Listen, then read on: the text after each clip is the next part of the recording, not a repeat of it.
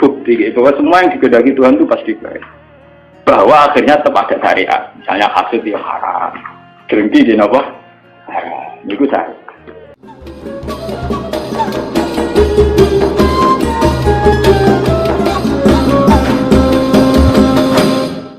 Jadi kitab Bukhari, kalau bolak-balik matur, kitab Bukhari itu ashahul kutub ba'dal Quran. Jadi kitab yang sahih setelah Quran itu menurut jamaahirul ulama, menurut mayoritas ulama sedunia ini Bukhari, kemudian nomor 2 Muslim. Itu dikarang dengan sanad yang otentik, yaitu kayak yang ini hadatsana Ali siapa sampai dari Imam Bukhari sampai Rasulullah dikarang secara otentik, ya, secara sanad, ya, secara mata rantai yang solid, ya, tidak al-qila wal qaul, tidak jari-jari. Ini kalau terang. Nabi zaman Sugeng di akhir hayatnya itu sering ngendikan tentang al-fitan, tentang tragedi utawi prahara. Itu banyak riwayat yang bahkan Nabi itu pernah ngendikan saya dan kejayaan Islam itu hanya berumur 36 tahun. Itu sampai menghitung periode 36 tahun. Juga banyak riwayat yang bahkan secara detail saya mencium turba, di mana nanti cucuku terbunuh di situ. Apa kamu gelisah Muhammad? Iya. Kata Jibril, jika kamu mau saya tunjukkan di tanah mana nanti cucumu akan dibantai. Itu riwayat jauh sebelum Said Husain dibantai di Karbala. Termasuk riwayat-riwayat yang se-ekstrim ini. Jadi ini kan terus ngaji kalau wingi bahwa nanti pada akhirnya sing mlebu neraka iku ora wong dolim tok, termasuk kita-kita sing saleh. Jadi wis sempat masuk swarga. Wong pontok haudun Nabi berarti mendekati napa?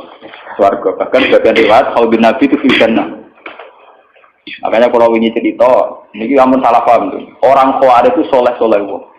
Justru karena kesalehannya itu melahirkan tragedi dalam Islam. Karena solehnya itu kemudian mengharamkan barang yang mubah, mewajibkan barang yang sebetulnya hanya sunnah.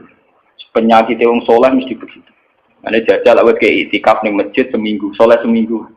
Nggak metu perpal perempuan, nggak menjagungan ning omah. Ora eling pengen. Padahal eling pangeran iso ning omah iso ning dalan. Cuma dekne selerane kan ilinge ning masjid. Wong itikaf seminggu uga gere Kak. Enggak. Enggak kowe seneng pengajian ya ngono. Wong kene ora seneng ngaji sing teko kok wong limo. Gelem dijak apik ta ora? Padahal ning omah ngurmat anake ya apik. Paham ya? Ning pasar dagang ngurmat anak putu ya. Apik. Cuma ABM kan kiai dari pelepak-plepok ning masjid. Tapi gara-gara pelepak-plepok ning masjid seminggu gegere tengah. Terus menfonis orang lain. Wah ada. Jadi sebentuk kesalehan itu pasti melahirkan tragedi. Itu tadi, kamu iktikaf di masjid seminggu saja. Kamu akan janggal sama orang-orang yang berkeliaran di jalan-jalan. Hanya kamu anggap tidak sebaik kamu. Kapan ingat Tuhan kalau di jalan-jalan terus? Kamu nyai di satu daerah yang ngaji 10, 20. Nanti kamu kecewa. Orang sini gak seneng ngaji, gak seneng kebenaran, gak seneng kebaikan. Padahal orang yang di rumah mungkin merawat anaknya juga ibadah. Gitu ya. Merawat keluarganya juga ibadah. Hanya karena dia tidak ngaji sama kamu anggap tidak ibadah. Padahal di rumah juga ibadah dia. Nah ini orang Khawarij dengan background kayak itu paling mudah begitu. Sehingga orang-orang ini nanti ketika sudah sampai ke surga, kemudian ketemu Nabi, kata Nabi mau disampaikan ke Haudun Nabi. Dia mau sampai ke telaga Nabi. Tapi pas mau sampai ke telaga, terus Nabi diingatkan oleh Allah, Mas, mereka tidak layak masuk surga. Innahum qad ahdatsu ba'dak. Mereka bikin bid'ah setelah kamu. Tapi itu umatku ya Allah, saya kenal mereka kenal saya. Ya, tapi sukon itu harus dijauhkan dari surga. Dan ini kalau cerita, kenapa kesalehan melahirkan tragedi? Dalam semua sejarah dunia, selalu tragedi itu dimulai dari kesalehan. Ya. Semua tragedi dunia itu dimulai dari kesalehan. Paling enggak klaim kesalehan.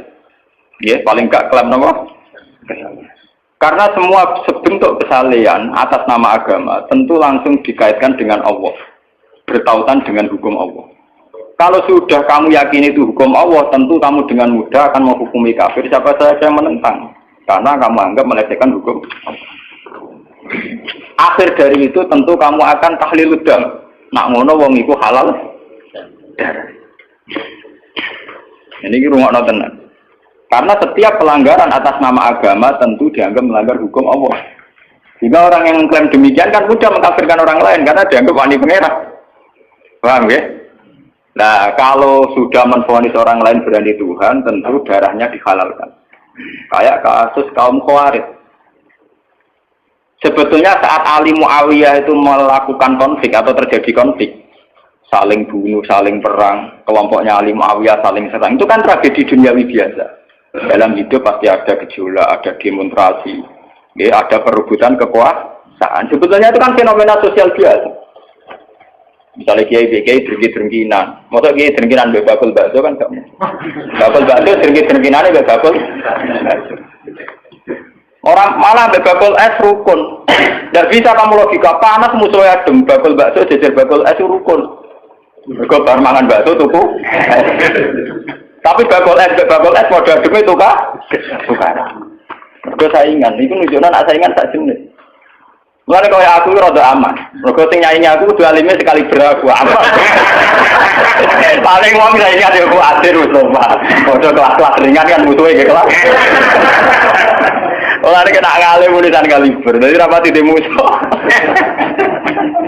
Maksudnya ngalime kaliber terus fasilitas biasa. Wong rapati nyucuk, wong rapati hormati, wong ape drengki apaan? Wong kula yo mak turu temangsang ning kos drengki apa? Mun kula elmoni ya, semua wong rapati drengki mun kula elmoni. Dadi ngalime kaliber fasilitas biasa. Wah aman. Kok kayak gitu.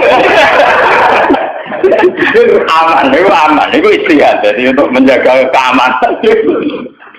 Ngalime ra kaliber yang dadi wong nyucuk wong dobar, mesti wong mencet lah. Alim sepi kok wong dobar gegere. Niku termasuk strategi ngadepi napa prahara. Artinya sakit di elmoni. Sebenarnya secara ijtihad itu bisa napa? Bisa ten. Lalu kula biasa lama-lama teng kula mriko nggih umbal we anak kula. Enggak. Nggih biasa ana mobil direm kes monggo bareng kula. Kak lagi ben kes. Kula betul mobil. Nah, udah mau muter berang-birang. Nah itu memang gitu ya, karena kita trauma dengan sejarah. Ketika Khawarij meyakini Ali melahirkan sulmatan fiddin, melahirkan pencitraan agama. Salmatan fiddin, atau sulmatan fiddin itu pencitraan agama. Muawiyah juga dituduh demikian, salmatan fiddin.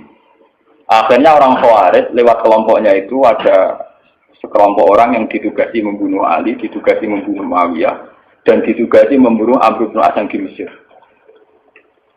Semua tokoh-tokoh besar Islam itu melahirkan tragedi Islam, harus dibunuh semua. Itu yang keputusan gitu itu lewat kesalehan. Mereka orang-orang soleh, orang-orang khusyuk, senang iktikaf, senang zikir. Dia punya keputusan sing lahirno tragedi dalam Islam. Makanya kamu jangan kaget, kenapa di Irak itu banyak perang saudara, di Mesir, di Sudan, di Khartoum, di Darfur, di Somalia. Itu kalau sudah perang berani mati, karena mereka mengatasnamakan agama. Nah, kalau agama berarti merasa dia punya titah Allah, titah Tuhan. Sehingga kelompok lain ya orang Sunni, Bantai, Syiah, Sunni itu biasa. Makanya kita disyukur, kalau bolak-balik kita harus syukur sebagai bangsa Indonesia. Bangsa Indonesia di filosofi berdoluri, soalnya bergemeng-gemeng ngelas neng duri, orang terus bah. Ini kita syukur jadi wong Jawa. Cari rasa cocok, wis mau grudal. Misalnya rasa-rasaran kiai beda partai yang mau grudal. Bagus sekali. Karena ada sampai pembunuhan. Paling banter sing dikisi pelatihan ngirim tarmihim. Ayo tak pikir ramahan gini, tak pikir foto ramahan tindak. Ya paling misalnya mati dikisi yang ngelusi titik. Orang yang mati.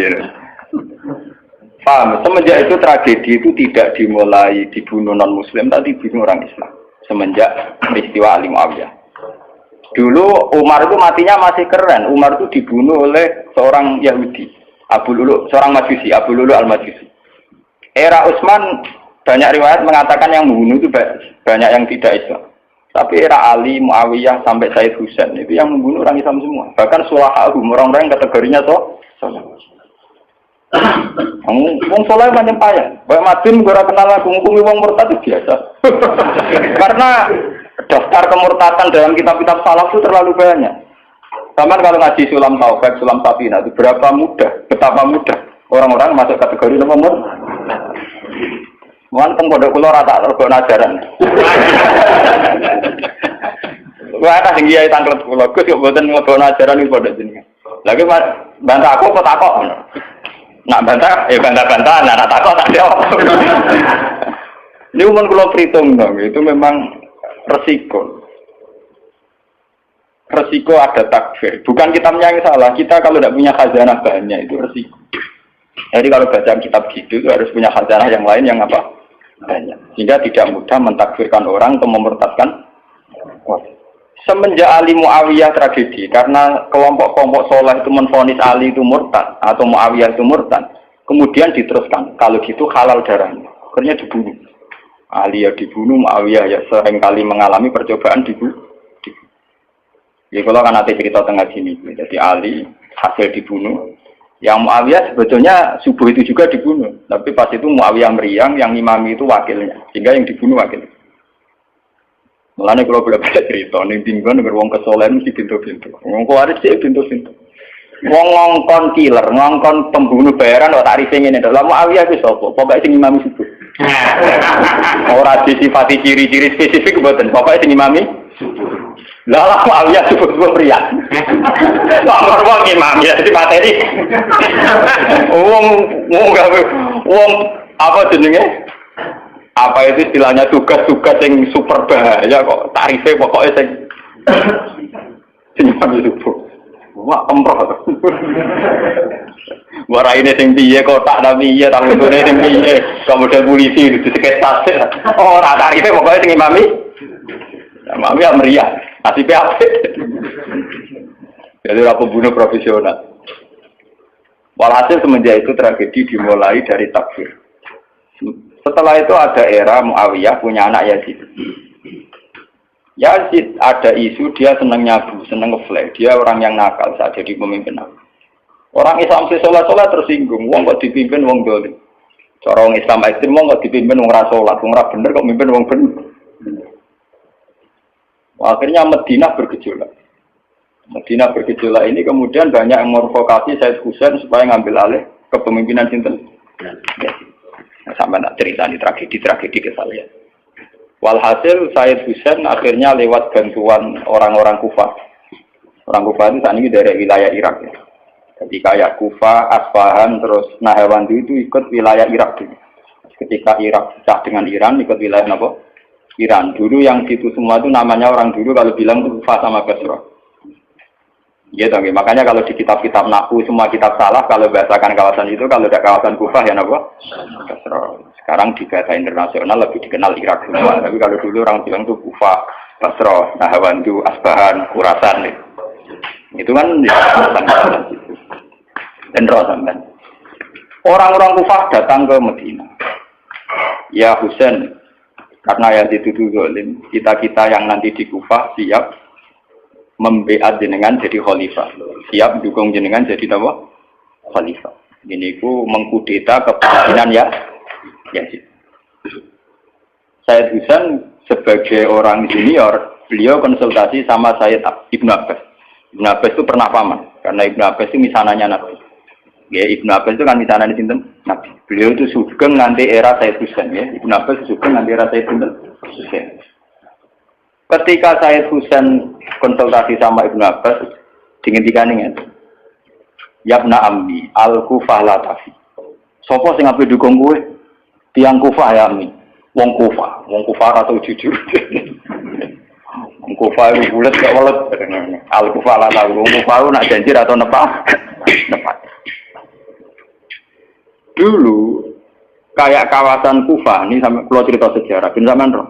Kan tiap daerah kan terkenalan dewe-dewe. Ono daerah terkenal Bedol Guri, ono daerah terkenal Badroan. Ibu tenan ora tiap daerah kan terkenalan dewe-dewe. Yang repot terkenal Bedol Guri, ono terkenal kayak Madura Badro. Ono terkenal daerah, oh daerah kok wah medhit kabeh. Nah, kalau nang Sunda wah wani wong lanang kan tiap daerah dia terkenalan sendiri-sendiri. Paham ya, karena perilaku budaya orang mesti ada ciri. Nah, itu di era itu Kufah itu punya ciri khas Al-Kufah la tafi. Wong Kufah mesti ora jujur. Tenang. Walhasil akhirnya Said Husain minta maklum ya, minta supaya dimaklumi. Ya Ami, saya ini sudah bertekad untuk menuruti permintaan orang-orang Kufah.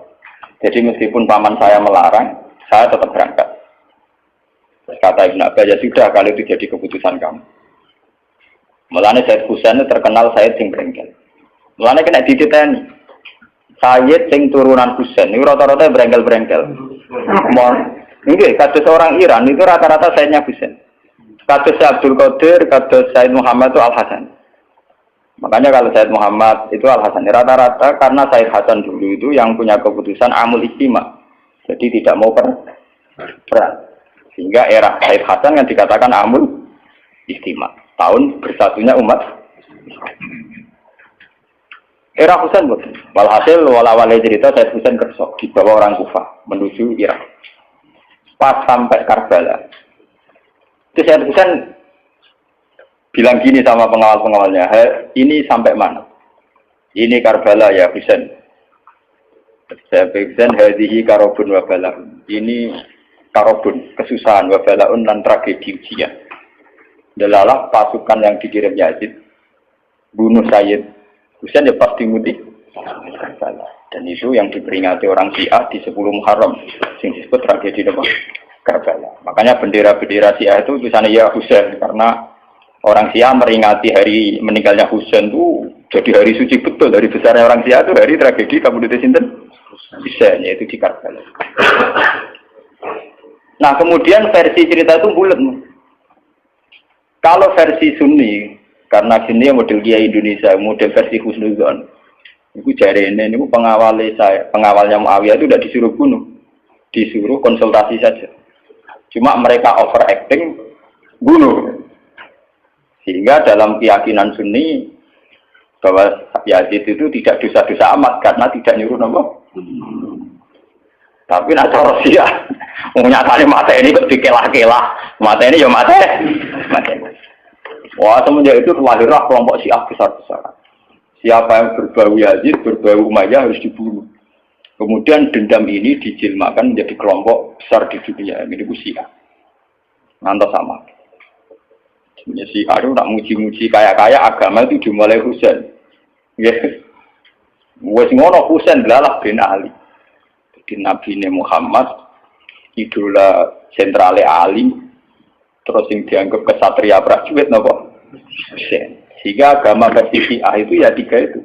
Muhammad, Husain, Ali. Karena referensi agama Syiah itu hanya ini. Ali zaman sugengnya Nabi ya terkenal pahlawan perang, terkenal kesatria perang. Husain ya kesatria perang. Sehingga orang Syiah tidak punya rujukan kecuali sejarah kesatriaan. Waktu Musa wani mati, kata Iran saat ini Ahmad bin Yazid, itu orang Iran perasaannya begitu, ngadepi Musa mati, wani mati. Beda perasaannya ahli sunnah, karena ahli sunnah idola no sahabat sing kuno ya idola, yang ora jelas ya napa idola. Wah, akhirnya sahabat macam-macam. Jalan mati ngidolakno sahabat topo sing nak ana perang mirip. Terus Mustafa ngidolakno sapa sing ora jelas, penting itikaf.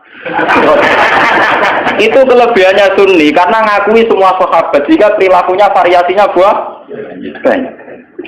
Lho tenan mboten kuyon lho. Karena variasi idolanya napa? Banyak. Jika orang Sunni buntuke ubit-ubit. Mungkin tidak kebetulan. Mungkin tidak kebetulan semua ini. Oh pengamat itu ngamati sholat itu paling pusing. Bukan harus yang standar. Sholatnya Muhammadiyah, PKS, Salafim di standar. Caranya itu pusing. Dia ini terkenal alim. Oh akbar. Orang yang watwah. Allah akbar. Allah.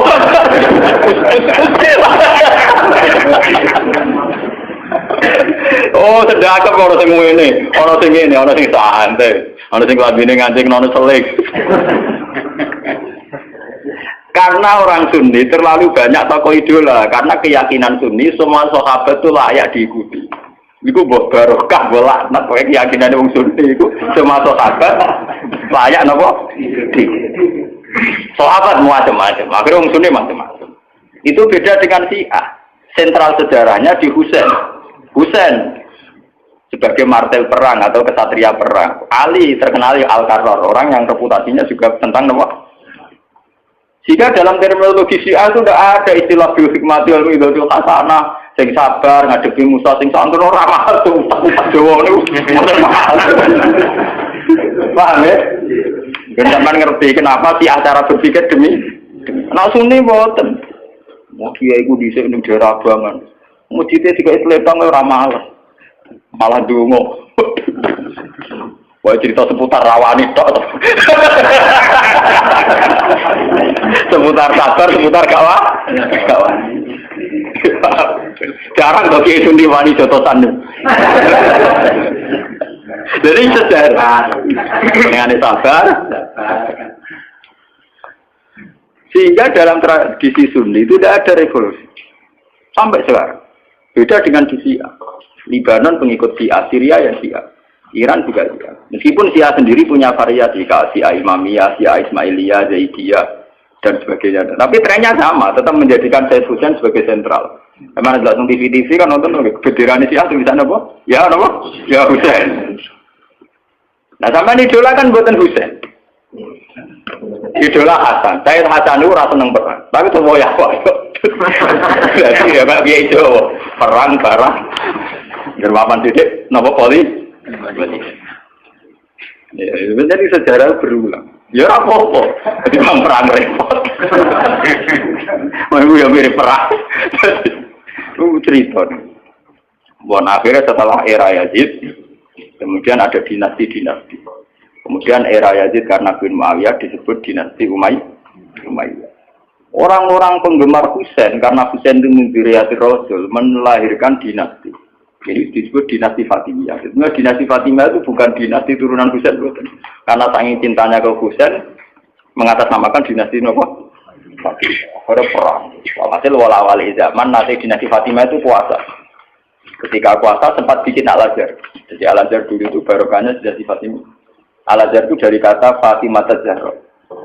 Af'al tafdilnya Zahra itu Al-Azhar. Kayak hasna, kalau mu'anats kan hasna. Kalau bahasa Arab untuk af'al tafdil Al-Ahsan. Jadi kalau Zahra berarti menjadi Azhar. Itu karena bahasa saja kayak hasna mu'anats, kalau ahsan untuk af'al tafdilnya. Jadi kalau Zahra jadi apa? Azhar. Jadi kata Fatimah Zahra. Ya sudah begitu. Artinya semenjak tragedi Ali Muawiyah itu kemudian orang Islam itu sudah perang terus sama Islam terus. Ya dinasti Umayyah digusur, Abbasiyah, Fatimiyah terus begitu. Sampai terakhir di Seljuk kayak zaman era Bauddin Leng, Timur Leng dan sebagainya.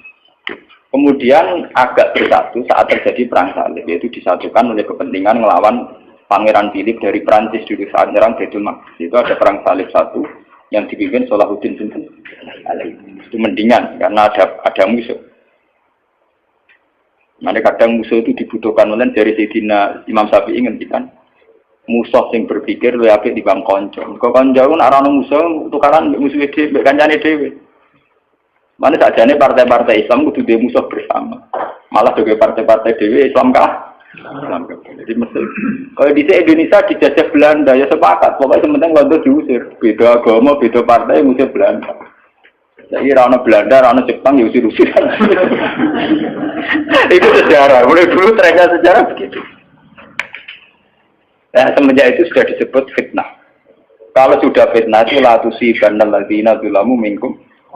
Yang kena tidak yang salah saja, yang soleh juga kan kena. Kalau fitnah itu sudah kena, sudah jatuh, pasti yang kena semua. Yang soleh juga ikut. Akhirnya orang-orang soleh itu banyak yang minggat. Makanya banyak sejarawan yang mengatakan Islam di Aceh masuk Aceh itu ya abad 7. Jadi abad persis sahabat. Nabi itu kan sekitar tahun 610. Ya. Kalau Masehinya sekitar 610. Gitu dong ya. Wong saat niki itu 1430 Hijriah. Berarti terpautnya dengan Masehi kan kita 600 tahun. Ya, 600 tahun. Karena Masehi sekarang kan 2000, anggap saja 2000. Hijriah itu 1400 toh. Ya, kisarannya ya terpaut sekitar 600 apa? 600. Kenapa disejarahkan di Aceh itu era sahabat? Karena ketika konflik Muawiyah itu benar-benar ekstrim, itu banyak sahabat yang netral yang milih minggat. Gak melok-melok, dia pergi. Sebenarnya saat pergi itu menuju Cina, karena dulu kota populer itu Cina. Ya banyak yang sampai ke Cina. Makanya kayak Cina di King di apa itu banyak kepulauan Cina sing Islamnya sudah mayoritas. Bahkan hampir semua elemen di Cina itu sudah banyak yang Islam. Termasuk pasukan. Makanya abad keberapa itu ada Jenggo, ada apa itu kamu tidak usah kaget karena era sahabat saja sudah ada Islam di terutama di nopo niku yang nopo ini kepulauan King nopo kabupaten atau apa kebenaran atau apa provinsi itu yang di sana itu. Sehingga apa Islam sudah merasuk di sana lama, termasuk banyak saja pasukan-pasukan Cina yang Islam. Makanya kayak cerita Jenggo Islam, terus Masjid Sampokong di Semarang itu diyakini Jenggo Dzurriyyah Rasul itu memang masuk akal. Dulu ketika tragedi itu memang banyak Dzurriyyah Rasul yang pergi ke Cina. Nah itu ada nggak sampai Cina, Bekesatan, beberapa pokoknya untuk sholat malam akhirnya tergambar doa. Sehingga Islam di Aceh tua betul. Orang sepakat pasti Islam pertama di Indonesia itu dia. Makanya secara face ya wajahnya orang Aceh itu lebih dekat ke Arab atau India karena dulu mbah-mbahnya itu kalau nggak Arab ya apa? Nah, Eropa nak tunggu lama tunggu sopo kan. Oh, yo lo mesti asli made in kene. Mau nih pesa ndak kreten. Wong aja bangir-bangir. Nah ini mirip apa India karena kalau ndak dari Gujarat dari Arab. Mbah-mbahane kita, Pak, mbah-mbahane wong napa? Iku Mas Ben barang mesti Jawa. Lewatin. Aku lo cerita. Sehingga ada Islam di Aceh itu ya barokahnya konflik. Ya barokahnya apa? Konflik. Makanya ketika Rasulullah ini cerita malih teng Kanjeng. Sebetulnya Nabi itu sempat diberitahu Tuhan, ya Muhammad. Ini kalau terus nama lagi tentang hati sokan. Nabi pernah cerita ke sahabat, saya berdoa 3 hal. Yang 2 dikabulkan Allah, yang 1 tidak. Sahabat tanya, yang 1 itu apa ya Rasulullah? Saya minta Allah yahlika ummati, halaka ba'dihi bi ba'din. Saya minta supaya tidak ada kerusakan, tidak ada bantai-membantai antara umatku dengan umatku yang lain. Kamane aku ra kepengin wong Islam paten-tinaten berumat Islam di famana aniha. Tapi Allah tidak mengkabulkan itu. Allah tidak mengkabulkan. Terus ketika Nabi kan secara basariah, secara kemanusiaan tuh kecewa. Karena tidak ingin melihat umatnya kok saling wong Islam kok paten binatan dan apa. Nah pangeran sementara pangeran kon iku keputusan umat, aku sing roh hikmah. Menang kalah sing duwe-dunya ya menang. Wong proposal ae kasih kabulno kan ya sah. Jenenge napa? Proposal, permohonan. Tapi ternyata sejarah membuktikan teori itu bahwa yang benar ternyata Tuhan. Ketika orang Islam di Timur Tengah tidak nyaman dengan kondisi Timur Tengah, banyak yang minggat. Termasuk minggat teng Cina, akhirnya Islam teng Cina kathah, minggat teng Aceh akhirnya Aceh kathah. Sama seperti Pangeran Diponegoro, Pangeran Dinowo itu tukaran kecewa mbek keraton do minggat. Akhirnya ono Islam teng Sulawesi, ono pangeran nak do berkeliaran itu. Berhubung wis dadi pangeran kan mental mimpine kan pancet. Akhirnya do gawe pondok, gawe gerak. Nah, mau tetap nang keraton meneng Taman Sari terus demenan terus malah repot. Nah, nang keraton nak penuh dengan kenikmatan. Membakar selir, pria punya selir, orang punya selera, dia punya apa? Artinya itu bukti bahwa semua keputusan Tuhan pasti mengandung hikmah. Mulane nek ana kiai tukaran ning daerah iku apik. Tapi nek ora minggat malah apik. Kudu gak menyebar. Kudu ning ngono. Dadi nek tukaran kudu ana sing ming. Iku nanti iso menyebar. Nek ora minggat dadi udun ning ngono. Dalam dulu sejarah pondok-pondok gede iku barokah tukaran kabeh. Saiki ana Gus ning desa, kok Gus pondok gede. Mergo ning pondok induk itu tukaran. Wah, keren nyebar. Zaman tanya saja, sejarah melilir boyo kerap gak sampai. Ada pondok di Pandan Aran, ada pondok apa? Mesti barokah itu kak. Orang kok munafik. Loh, kalau ini keluarga kiai itu, saya dari keluarga dinasti Latem. Dulu banyak ada asal akhirnya nyebar. Ki Hamid Pasuruan itu keluarga saya, itu misanan sama bapak saya. Tukaran nyebar. Banyak balukman, rata-rata pasaran meningkat ke Tuban. Itu penting itu tadi kadang. Cuma repot kadang tukaran rapi enggak lagi. Jadi ujung. Berarti aku mikirnya. Nah ini cerita. Sampai tanya sejarah manapun, baru kayak orang Islam ning Cina itu baru kayak tukaran, baru kayak minta. Islam di Aceh juga baru kayak apa? Itu begitu sejarahnya memang. Makanya dalam hukum takdir itu begitu. Takdir itu kadang tidak menyenangkan secara syariat, tapi takdir nggak bisa dilawan. Ya karena itu tadi, itu sudah Tuhan. Tuhan itu kalau dengan hak prerogatifnya sebagai Tuhan mesti jawabnya ini alamu malah. Saya tahu apa yang kalian tidak. Pengiran suatu mau konge, soalnya ini alam apa? Aku luwe roh, mungkin semua makhluk roh. Itu sejarah. Kemudian bahkan sebagian riwayat mengatakan ini yang sejarah paling ekstrim. Zuriyahnya Husain itu banyak habaib yang alim, yang bahkan mensyaratkan nggak boleh nikah sama Sarifah, harus nikah sama Ajab.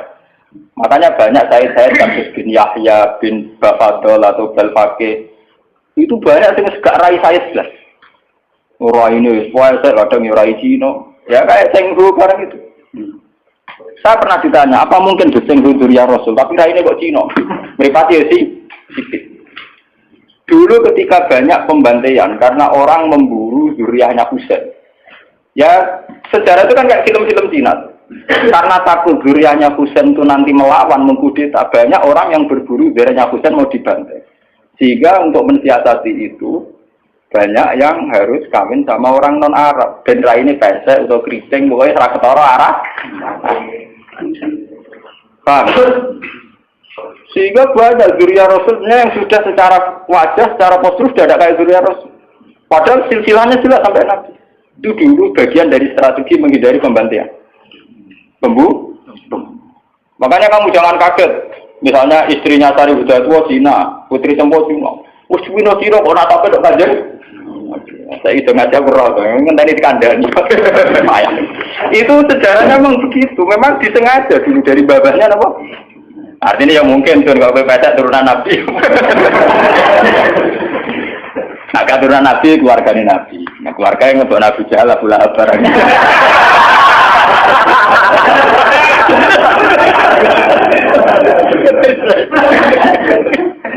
Aku lalu ada di kiai sering dibantah kayak kiai.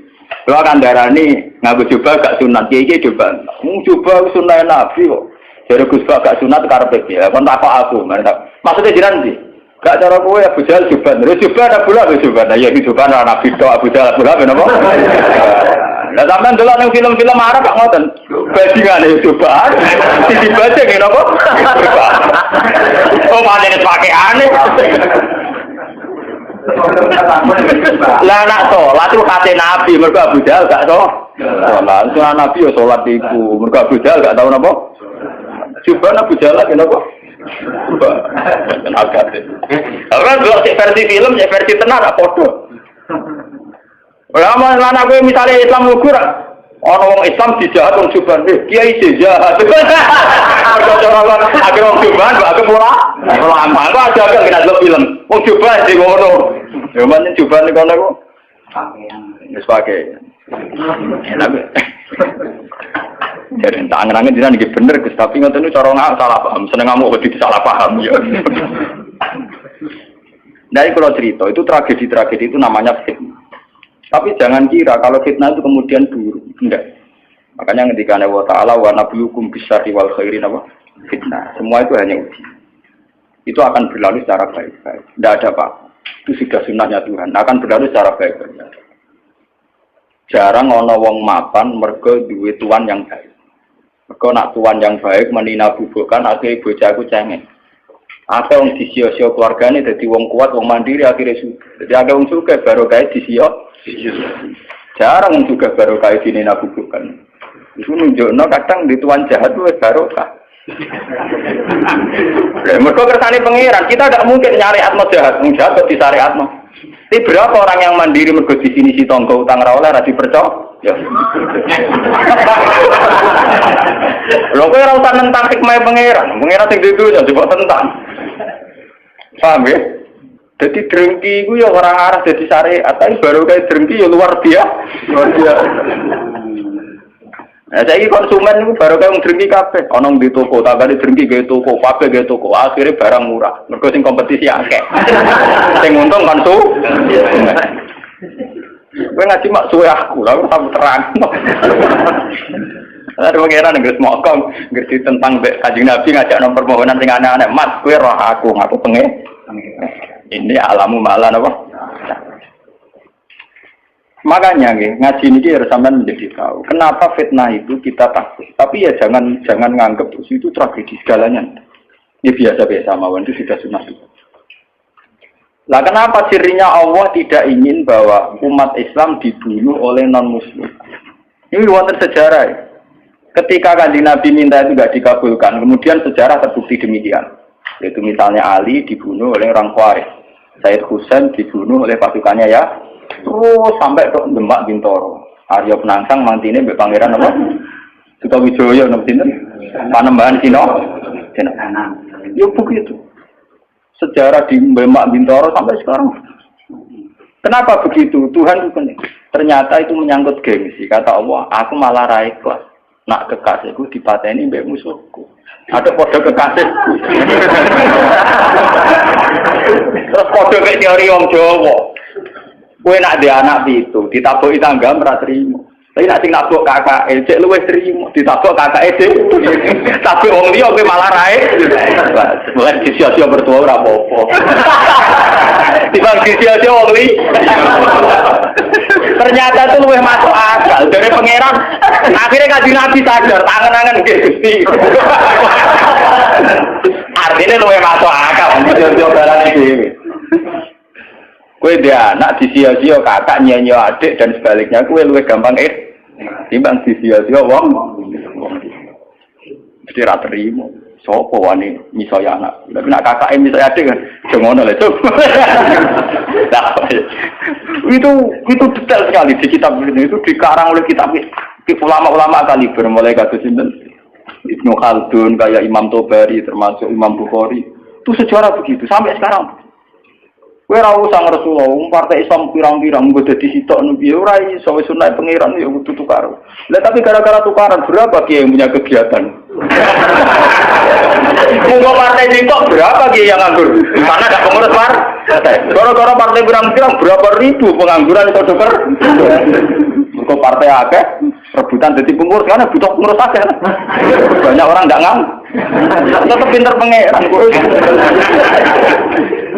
Lho nggih to, misale partai Islam tunggal iki diserah kanggo. Gara-gara ono partai Islam cilik-cilik kok ambu kabeh. Akhire entuk aktivitas kabeh. Alhamdulillah. Tidak apa-apa, itu secara teori hikmah loh. Saya ngomong dengan kapasitas ulama loh, bukan gak ada kepentingan loh. Itu tidak apa-apa, itu ada hikmah. Ini ngantul, orang ngantul, pokoknya keyakinan gue ngonton, nyatanya bukti ini ngonton.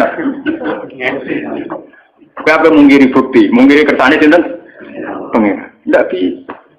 Jadi hasud itu akan haram terus secara syariat, tapi banyak baru kayak orang hasud. Coba sekarang obat-obat yang mengandung borak atau formalin itu tidak ada yang orang soleh bongkar, mesti rival bisnisnya atau lawan bisnis.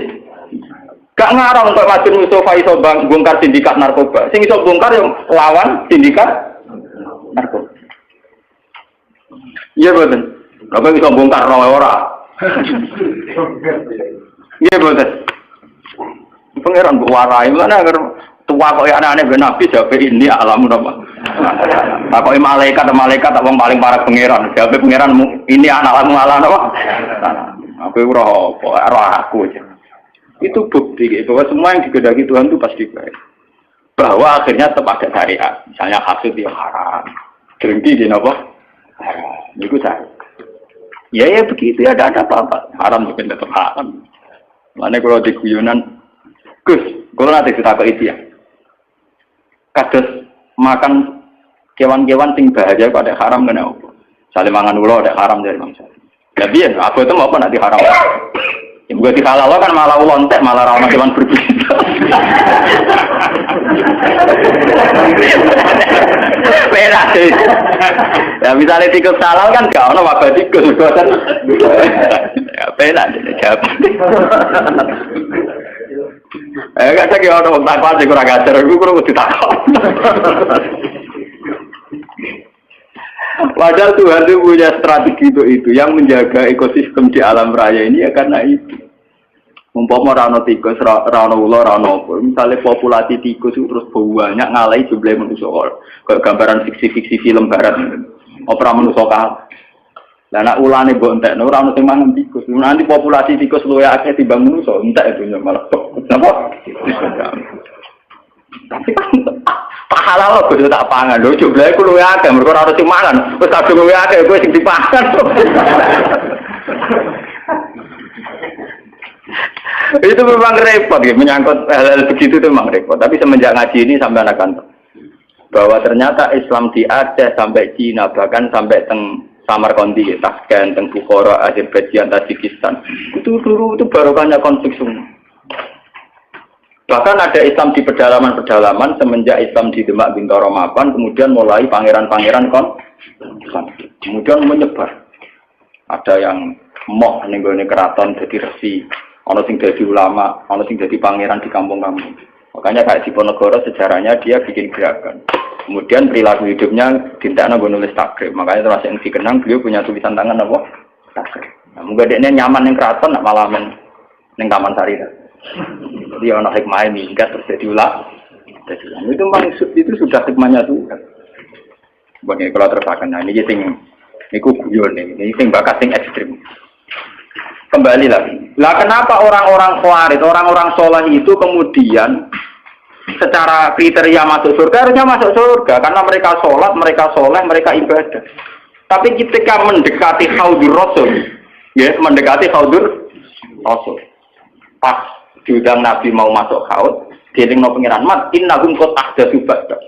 Mereka itu orang-orang kriminal yang bikin tragedi setelah periode kamu Muhammad. Mereka orang-orang kriminal yang bikin tragedi setelah periode kamu. Tapi saya kenal mereka ya Allah, mereka juga kenal saya. Tidak, harus diusir. Ternyata dosa terbesar mereka adalah tahlil dam, mudah mengalirkan darah. Justru atas nama agama. Mulane kula nyuwun teng pengajian niki, apapun kondisi kita, wis akhir cocok mbek wong liya wis ra. Pokoke jangan mudah vonis atau menfatwakan halal darah. Misal kira cocok wong nganti sudul langit asal ijek Islam utawa kafir dini utawa kafir sing gak arti wong ra jelas. Misale kula gething wong, "Pi wis pateni ya." Rasa dipateni ya mati dhewe. Pokoknya hindari hak mudimah, sesuatu yang berbau menghalalkan darah harus napa? Karena kita ini sudah kenyang dengan tragedi-tragedi kemanusiaan atas nama napa? Agama. Lah sampeyan ada nonton TV ini. Rompak-rompak Somalia ku nang masjid mewah-mewah mergo kampung Islam. Mergo ngerampak ku jenazah digo revolusi gawe negara napa? Mari ora kempro-kemproan. Banyak tragedi-tragedi yang mengatasnamakan apa? Islam. Mergo terminologi agama kan kalau orang salah paham kan gitu.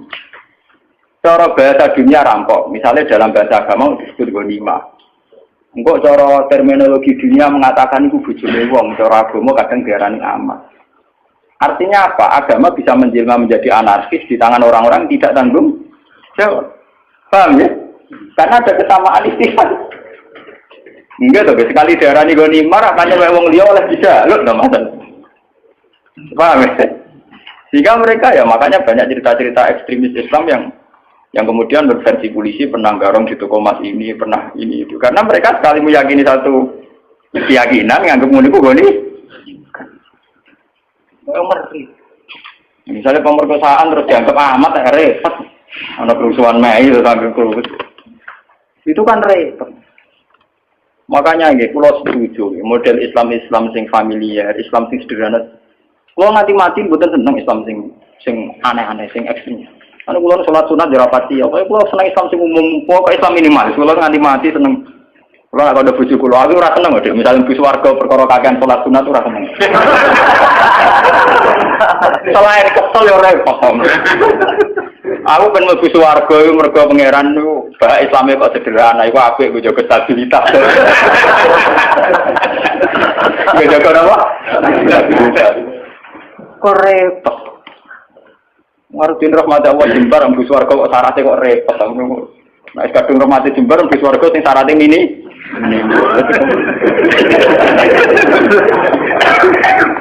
Karena kulon saja punya hitung-hitungan sejarah. Semua tragedi sejarah kemanusiaan dimulai wong-wong khusus. Dan ada kesamaan secara ilmu rasional. Ini sing disebut Cooper. Dalam teori psikologi, seorang Cooper itu cenderung begitu. Jadi nanti kalau terlalu akumulasi kayak kelainan. Jadi koyo nopo susu jadi paranoid, asal wong liya layak dicurigai, layak dibunuh. Itu orang-orang soleh. Ya karena memang secara kasat mata Ali itu melahirkan kegaduhan, Muawiyah melahirkan kegaduhan. Tapi kenapa fatwa mereka kemudian halal darah? Jadi sampai kita akan ngalami tuh, misalnya Pak Guyuban Betawi mengusir Gus Dur ke Jakarta, terus siapa mau naburi Gus Dur dia itu kan ya selain tidak Islami juga repot. Kalau tidak cocok ngapain dibiarkan? Toh tidak usah dibunuh juga nanti mati misalnya kan masih bisa disilahi. Kan ada kebenaran yang mujma' alaih, misalnya kita sedekah, kita bangun masjid. Saya tuh sering tuh konsultasi sama orang-orang begitu, saya tanya, kan ada kebenaran yang mujma' alaih, misalnya kita sedekah, kita ada. Ngapain cari kebenaran yang tidak mujma' alaih, yang tidak disepakati ulama. Misalnya kita bunuh si A, sudah tidak mesti benar menurut hukum Tuhan, atau tidak mendesak, apa ada cara di surga kamu harus bunuh orang itu? Jangan-jangan karena nafsu. Kan enggak mendesak. Nah kalau sampean tanya, tapi dulu zaman sahabat kan sering bunuh-bunuhan zaman perang. Perang itu beda dengan membunuh. Perang itu gentleman, ada depan. Dulu sahabat ngadepi wong kafir ada depan. Nah kalau membunuh menikam dari belakang itu udah perang, udah bunuh-bunuhan, kamu bunuh sepihak. Wong lagi kongkong-kongkong gue patahin. Ada tunggal, mana depan-depan kerawani. Perang itu kan ada depan. Makanya yang dialami Nabi dan sahabat itu perang, bukan membunuh. Meskipun efek dari perang membunuh. Ya, tapi membunuh tanpa perang itu kan gak gentleman. Misalnya wong pas ngaji ini dibom, mau wong pas kongkong ini gini warung nopo, itu kan sepihak tuh. Nah perang kan ada. Meskipun efek dari perang bunuh, gitu. Tapi membunuh beda dengan perang, paham? Itu beda sekali. Nah kalau orang Khawarij itu gentleman harusnya nantang Ali. Ali kamu itu salah, coba perang tanding sama saya, itu fair. Enggak ngenteni sholat subuh. Bahkan riwayat baca pas sholat ke rawani ngenteni pas sujud. Lu kan nemen oleh nyolong tuh. Gitu kita riwayat pas nopo. Itu kan betapa ada gentleman-nya, enggak kesatria. Sholat sinala yubir mata ini musuhnya pas perang loro tiba ditabak nose. Engkau naik semari perang tanding bener. Angin kesatriannya kan. Dia tuh cerita-cerita lah. Dalam cerita kesatria kalau perang yang satu pedangnya sudah jatuh, nggak diteruskan bunuh kan? Karena tidak kesatria punya pedang melawan yang tidak punya. Dia tuh. Ini harus jadi sejarah. Nah, orang-orang melahirkan bid'ah terutama yang sampai tahlil Islam ini yang dimaksud Nabi innahum qatahdatsu ba'da. Mas wong ngono iku ora perlu mlebu swarga, mergo bikin bid'ah sing parah. Ini ku melahirkan apa? Tragedi kemanusiaan. Niki kalau mau teng sarai teng Fathul Bari, jadi bid'ah di sini bukan sekedar bid'ah kados tahlilan ning kuburan, itu bid'ah ringan. Umpama masalah tenan ya orang nganti mlebu neraka. Itu bid'ah ringan. Niku kelas ringan. Ini yang di sarah-sarah bid'ah ini itu bid'ah yang sampai tahlilut. Dunger, ya itu kayak yang dilakukan Khawarij. Makanya nggih kula wingi ditamoni kiai-kiai, kata kiai Rembang sing sowan kula tanya. Gus, Islam di Indonesia cara jenengan piye? Aku jawab, wah Islam Indonesia yang terbaik ya, di dunia yang terbaik. Meskipun ya tidak jelas tapi ya terbaik. Artinya ra jelas itu patokan cekak nganggo pakaian minim nggo ruko ning masjid damai. Lah cara wong Timur Tengah janggal, pakaiane ra Islam kok ora masjid. Engko ning masjid lagi 3 rukuwe bar kok dicoplok meneh patokan cekak lah sing calanang kiai ini tak ustaze ora keberatan ben ngono. Agak bae termandang. Mereka lagi ini ditakoki, gitu kok dagang untuk gur itu kan buka aurat di depan umum. Tapi kan sholat di apik toh. Yang penting kancane orang keterucut di apik awake lah itu keterucut. Itu aslinya. Tapi di Indonesia itu baiknya Islam yang saya katakan terbaik. Kita ini tidak punya tradisi kalau tidak cocok dulu. Itu tradisi terbaik Islam. Saya rata cocok PKB nggih partai dhewe, rata cocok P3 nggih partai dhewe, rata cocok pondok induk nggih pondok, rata cocok jamaah tarekat apa ya gawe jamaah. Jadi variannya itu ringan kan. Dan itu melahirkan berkah, akhirnya ono tes berkeliaran di pakanan dan sebagainya, itu tidak apa-apa. Gue ngomong jujur itu bagus. Kalau di Timur Tengah tidak ada. Yang namanya kelompok Kurdi ngelawan Saddam ya bunuh. Saddam merespon Kurdi juga bunuh. Ikhwanul Muslimin di Mesir juga begitu. Di Khartoum, di Sudan, di Darfur, di mana-mana begitu. Di Somalia begitu. Islam Indonesia kok. Nanti kalau ngerti kandang ini yang Gus wonten kia buat cocok jenengan. Nak wong Indonesia tuh nggih wah cocok ya. Paling bermanfaat. Jadi ada rata-rata wong Kurdi. Dia tahu Muhammad. Itu ngeri. Yasir Arafat itu punya menulis buku. Yang semangat bunuh saya itu bukan sekedar musuh-musuh dari Israel, tapi dari kelompok Islam garis keras itu ya semangat sekali ingin bunuh. Nah, itu tulisannya Yasir Arafat. Ya kita memang nggak antian, tapi tidak bisa jadikan model. Kita respect sama perjuangannya Hamas, Ikhwanul Muslimin dalam banyak hal mungkin kita cocok. Tapi itu tetap kita punya budaya sendiri. Ya kita punya budaya apa? Ini budaya yang gremeng ini. Daripada ada diusir gremeng rapopo, temen-temen gak mati. Tidak apa-apa. Kalau mau catat sarang-sarangnya, semua bentuk hak nudima, semua bentuk pencegahan terhadap aliran darah, mengalirnya darah itu harus dibela. Dan itu syariat Islam tertinggi. Buktinya Rasulullah ketika ditawari kafir Quraisy untuk damai, dikenang sebagai sulhul Hudaybiyah. Berarti Nabi kalau perang sudah mentok, tidak ada perdamaian, tidak ada perjanjian. Selama masih mungkin tuh Nabi tidak senang. Makanya ketika kafir Quraisy minta satu perjanjian, ya dituruti sama Nabi sulhul Hudaybiyah. Dulu ketika di Medina ada piagam Madinah juga dituruti. Jadi perang itu sudah mentok. Islam berusaha semaksimal mungkin supaya perang itu tidak ada, pertumpahan darah tidak ada. Jika dalam fikih ada disebut kafir zimmi, kafir mu'ahad, kafir musta'man. Itu orang-orang kafir yang nggak boleh diperangi karena statusnya tidak harbi. Fikih itu hanya membolehkan perang sama kafir yang memusuhi Islam. Makanya ya waktu ruhum ya kalau mereka merangi waktu juhum memang itu akhrajukum. Makanya waqatilul ladzina yuqatilunakum, perangi mereka yang merangi kamu. Tidak ada di Quran qatilul kufar, tidak ada. Perangi alladzina yuqatiluna. Makul baiknya jelas perangi mereka yang merangi kamu. Nah, tapi kemudian Islam didangkalkan, perangi orang kafir itu tidak ada. Yang ada perangi mereka yang merangi kamu. Dan usirlah mereka yang mengusir kamu. Wa akhrijuhum min haitsu akhrajukum. Itu jelas sekali aturan lainnya apa? Sehingga disebut perang karena berhadapan-hadapan, bukan bunuh nilai. Itu beda sekali kan bunuh itu. Musuhnya pas turun dipateni, pas sujud kok sisi Ali. Jadi adik kan orang Khawarij itu tidak cocok Ali terus ya Ali saya tidak cocok kamu ya perang tanding apa? Tentu. Kalau Ali rata cocok Amr bin As tidak perang tanding. Amr bin As itu panglima terbaiknya Muawiyah. Rata cocok Ali tidak perang tanding. Mereka Amr bin As ngerti Ali sengaja perang. Tapi Ali kan di pengapesan. Disebut karoma wajah dari ini mereka rata roh aurat. Kemana rata roh auratnya wong dia. Bareng Amr bin As mereka kalah terus udah maju Ali.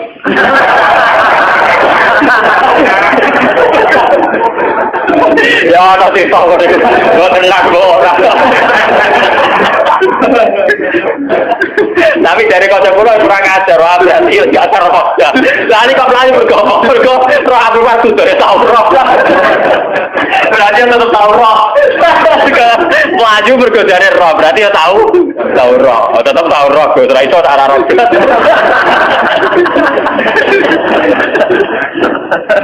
Maaf ya udah kurang ajar. Nggak sampean biar tahu kenapa. Ini kan biar sampean tahu kenapa orang-orang soleh yang sudah dekat sama Khaudur Rasul ini kan sudah dekat, sudah sampai ke Khaudur, tapi sama Nabi mau ditarik. Ayo ikut masuk. Terus sama Allah dicegah jangan boleh ikut. Karena mereka melahirkan tragedi setelah kamu, Mas. Yaitu tragedi itu dimulai setelah kabudutnya Sayyidina Ali, Amr bin As, ya, diteruskan kabudutnya Sayyid Husain, ya, waktu itu terus sampai periode Timur Leng. Timur Leng malah lucu meneh. Pidato tenggene sakniki teng Konstantinopel ya, daerah kawasan Turki, kawasan. Dene uga negara Islam, mantan budak. Mulane ora ana pemimpin sejati kecuali saka keluarga budak tong biasa. Ora ana pemimpin sejati ning perang kok keluarga priyayi. Mergo mrene dhisik wong priyayi rapati wani mati wong kena riwe kicrat-kicrat. Anak mantan wong cilik kena peso ya biasa ditabuhi wong ya napa? Ya, penting nek dadi tokoh. Mergo nekate gak karo. Niku dia filosofinya jelas. Ketika ditanya ingin nyerang Mesir, nyerang Medina, nyerang mana-mana. Sebagaimana hanya ada satu Tuhan, juga harus ada hanya satu raja. Untung dia sungkan ambek Ibnu Khaldun. Jadi dia itu satu-satunya raja yang kepengen negara Islam sedunia. Rojo Dewa dikirimi surat, agar gak melok afiliasi ning kerajaane, dia diserang. Periode Timur Leste. Ya semua kerajaan dulu memang begitu, kayak Majapahit, agar ono kerajaan kecil disurati, melok utawa diserang. Nah melok ya terima jadi kadipaten. Nah ra gelem melok ya Timur Leste begitu. Nah, dia yang sungkan hanya sama Ibnu Khaldun. Jadi Ibnu Khaldun itu menangi tragedi-tragedi perang. Dia konsultan. Itu begitu di mana-mana begitu. Kerajaan Islam begitu. Nah tragedi perang ini dianggap awaluman sana itu Yazid. Karena yang membunuh sinten? Sayyid sinten? Husain. Namun balik yang cerita Syiah. Karena Syiah itu kecewa dengan selain Husain Ali, maka dalam khazanah Syiah, dalam idola Syiah itu hanya ada cerita-cerita tentang kesatriaannya Sayyid Husain. Makanya di otak orang Syiah kalau ngadepi Amerika ya perang, ngadepi mana perang, karena mereka tidak punya khazanah referensi sahabat sing lunak kuno, sahabat sing apian, ora duwe mergo cara mereka kuat ra kanggo. Ora apa? Paham ya? Terus kaum-kaum Khawarij ini, karena mereka soleh, ini sudah dekat ke surga. Ya, sama Allah diingatkan, Mat, mereka tidak layak bersandingan dengan kamu. Innahum qad ahdatsu napa? Nah, lewat ngaji ini sampai kalau kayak ahdatsu itu bukan sekedar bid'ah kayak tahlil, kayak klaimnya Wahabi itu. Kalau Wahabi itu berlebihan. Mosok ziarah kubur dihukumi syirik, wong tahlil dihukumi apa? Nak cara kula, itu ngukumi syirik itu yang ekstrim lah. Dosa besar yang ekstrim, kayak bunuh. Saya berani bersumpah, saya itu kalau selain bunuh itu kula masih, kalau bunuh itu memang ngeri itu. Satu orang punya keluarga. Mulai cilik di rumah gede-gede buat pateni. Mulai dhisik Nabi Sufu dia pinter, Nabi Sufyan itu Nabi Sufyan jenenge Hindu. Itu nak kurang ajare tol, kita ngunyah-ngunyah jantungnya saya sinten. Niku pas ketemu Nabi pas Fatu Mekah nih. Mas, tahu ben Islam damai. Aku mau perang ya. Gue lagi impas mat. Aku mateni dalam pirang-pirang, dia mateni balaku pirang-pirang. Ini orang Arab dulu itu terus mengembangkan satu pegangan hidup. Istilah nurabihim sikharan wa qataltumuhum kibaran. Dia cilik tak rumah, tak timang-timang, gede-gede buat paten. Sebab itu dosa membunuh harus kita anggap akbaril kabair. Karena logikanya kan nurabihim sikharan wa qataltumuhum napa? Cilik digolekno bedan dukun ditimang-timang kena nyamuk era oleh. Ora kelar tuku susu direwangi adol beras, direwangi utang-utang tong. Gede-gede dipah. Mau perkara ziarah kubur, perkara bidah ngono wae. Iku beno wae. Ndak nganti-nganti patok. Paham ya? Ketat tahu lah misalnya karep kula nu yo dihukumi sing ringan. Nah, misale ra cocok, misale kelompok Wahabi apa Salafi apa ora cocok ziarah kubur anggap orang kurang kerjaan kan ringan to hukumi ngono apa abote. Kita dihukumi orang gak jelas kan. Ora ana hukumi ku sirik. Yang kula sering nanti cerita nang kanca kula nu wong alim iso maca Fathul Mu'in niku mara Mekah. Tok kantor imigrasi tasih konangan nggo kitab Sawarikul Anwar, kitab Wasilah Said Muhammad. Enggak cara Wahabi ya sirik. Niku kita tidak polisi Wahabi. Bariku dilebokno kantor, kon maca syahadat. Wong alim semua kitab di syahadat meneh. Aku lagi gugus urip-urip maca syahadat gak ikhlas. Dibatik, kenapa? Islam mulai buai maca kitab cuwangis dibaptis kan maca apa? Mergo dianggap sih. Lah kok tak waca wis tapi gelo. Ayo foto data tuh gelo. Dene mati ra urip. Bali kula nak dihukumi, kula sering takoki tiang-tiang, Gus hukume ngaten. Wingi tangga kula wonten sing kabundut. Kulo akan nyolati teng musala kulo nggih. Keluargane tengen lha mudin sing tukang ngurusi jenazah mudin. Sowan Gus. Kulo mudine tuwa, sering tak Gus. Senengane ngentar wong mati kok gelem mati.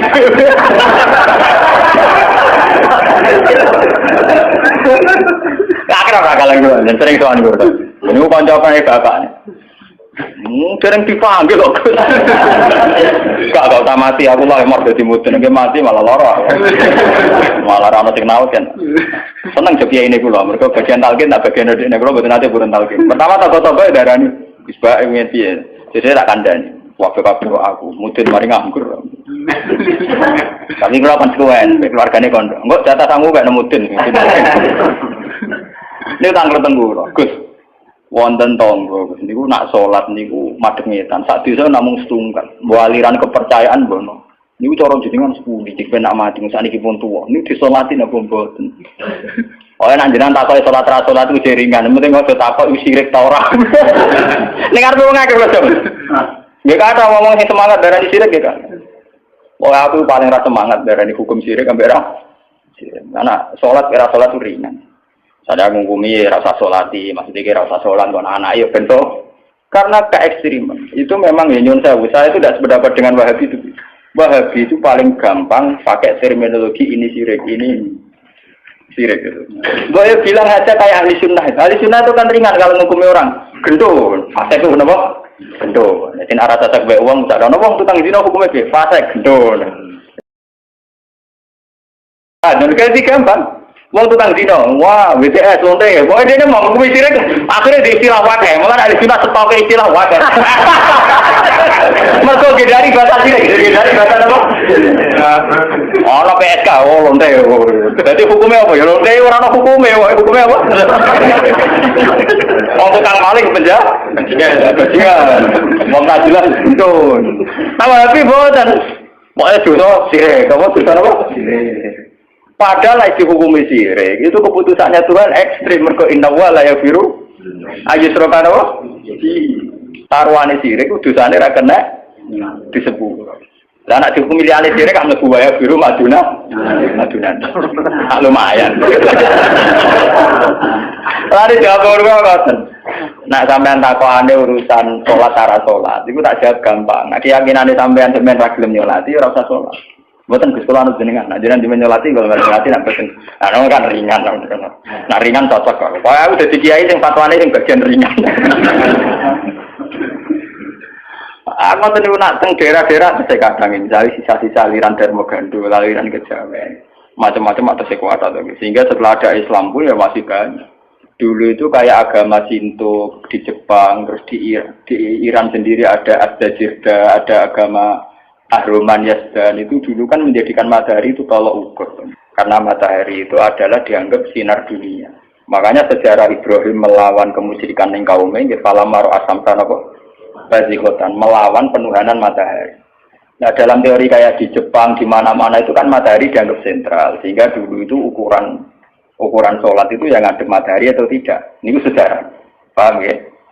Karena matahari dianggap sentral. Dianggap kayak semi Tuhan, sentral ya. Sebab itu ngendikane Nabi ojo sampai sholat ketika matahari baru terbit. Juga jangan sholat ketika matahari mau terbit. Saking susahnya Nabi melawan tradisi mendewakan matahari. Nah, sampai Nabi ngendikan fa inna huma qarnas syaitan. Fa inna hatatlu qarnas syaitan. Karena sudah mendarah mendaging dulu orang ketika periode sebelum Masehi sampai setelah Masehi menganggap matahari itu sumber sinar, sumber segalanya, sumber kehidupan. Sehingga dulu orang itu kalau orang Arab niku malah kan orang Arab ku nak ngitung iki kanggo srengenge. Iku ketok nak wong Arab yo nyejelia tenan, jenate sirik tenan. Orang Arab tuh kalau darani timur itu kan masyrik. Nak darani kulon mas. Terus nak darani napa mriki budi? Kidul. Kidul iku napa janubi. Napa? Janubi. Sing kiwa napa? Simas. Iku nunjukno nak kemungkinan apa dalam otak orang Arab itu bayangan wong madhep ngetan. Sehingga ukuran itu begitu, masyrik, maghrib, terus ini apa?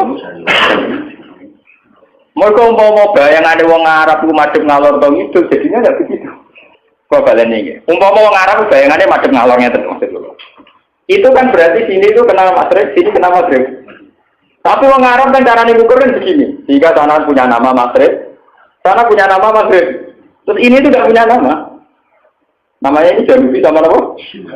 Intinya orang Arab kan bayangannya umpama nama sebulan madhep ngetan itu. Paham ya belum maksudnya?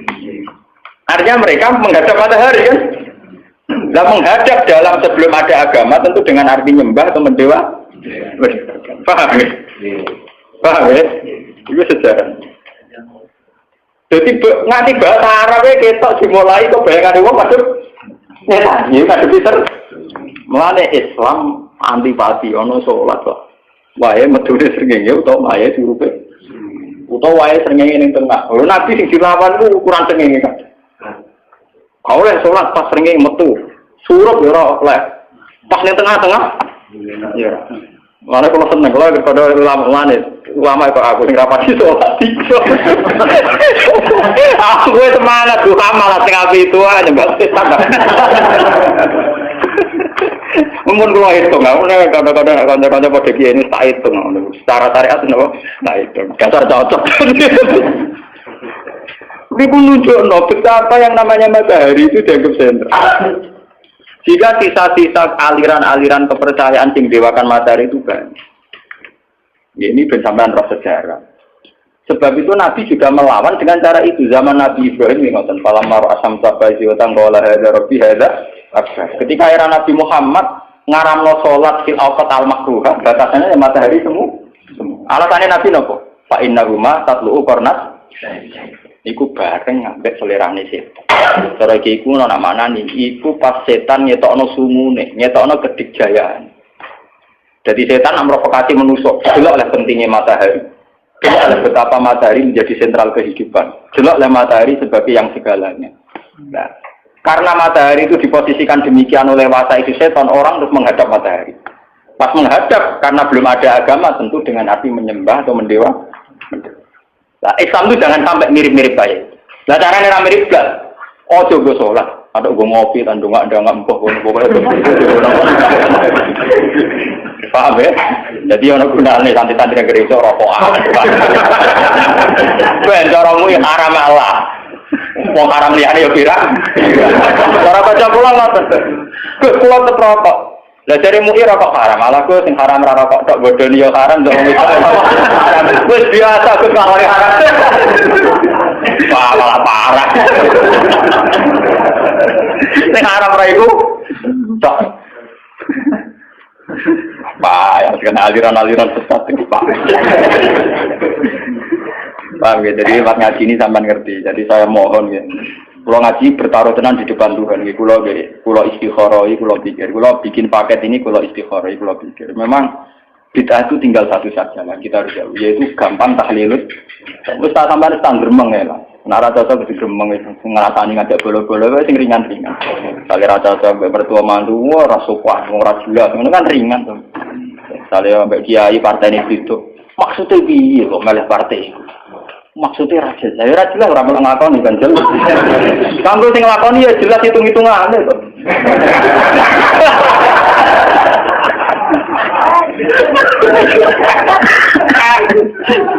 Kalau ngomongnya orang melangakoni ya orang hitung-hitungan. Kamu sing ngelakoni ya jelas. Nanti kalau kata kok ikut sudah nak buat derek nyalek-nyalek sana moga. Lalu nambah laris, gara-gara kalau jago peragi politik, jadi tamu kulo kayak kata, tapi tak pisoi mereka. Aku lama takut hukum tak jawab bang. Takut partai-partai kusolihin, anti partai dolimin. Nanti kalau tak, berarti jenengan golput orang ya tetap milah, tapi separuh aja.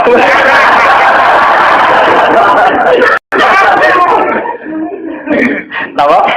Separuh. Bon kalau terus nage. Eleng-eleng ya, inna qad ahdatsu. Padahal orang-orang itu sing disebut Nabi laya ridu alayya sapa aqwamun pira-pira kaum a'rifuhum wa ya'rifu. Mereka saya tahu dan mereka juga tahu saya. Iku wae akibate sumayu halu baini wa bai. Itu ngendikane ulama teng sarah-sarah itu karena mereka mudah tahlilut. Sampai jangan terprovokasi sama bid'ah di luar tahlil itu ringan. mawon. Assalamualaikum warahmatullahi wabarakatuh.